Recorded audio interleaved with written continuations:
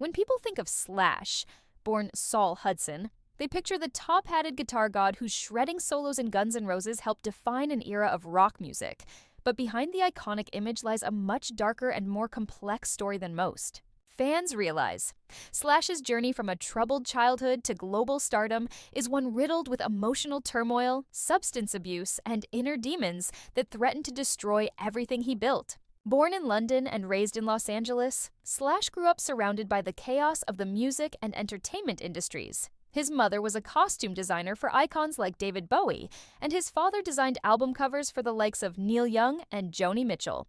While this exposed him early to the glamour of show business, it also meant he was immersed in adult environments at a very young age. Slash witnessed the wild excesses of rock culture before he ever picked up a guitar, and that early exposure would eventually become part of his own lifestyle. His parents divorced when he was young, and the instability that followed sent him into a period of emotional withdrawal, where he began to rely heavily on music as an escape.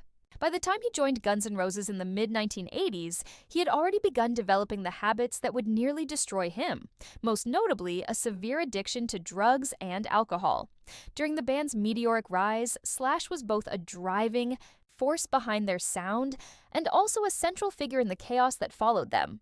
The Appetite for Destruction era was filled with legendary performances, but also overdoses, arrests, and violent outbursts. Slash became a symbol of the rock and roll lifestyle.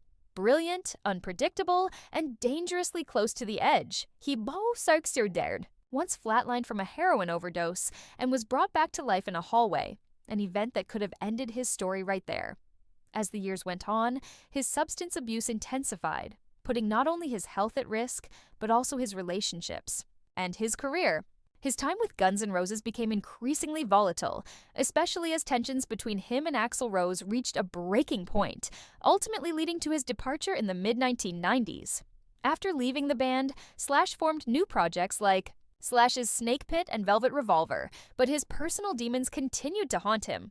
It wasn't until the early 2000s that he finally entered rehab and began the long, difficult process of recovery. Even then, rebuilding his life and career proved to be a challenge, as he had to earn back trust and confront the damage his addiction had caused.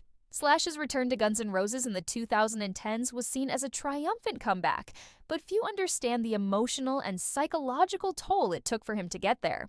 Today, Slash is sober, healthy, and still performing at an elite level, but his journey is far from the glamorized version often portrayed in the media.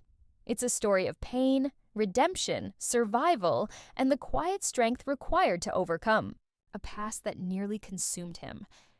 What makes Slash's legacy so powerful isn't just his guitar playing, it's his ability to endure the darkest parts of his life and still rise, scarred but standing.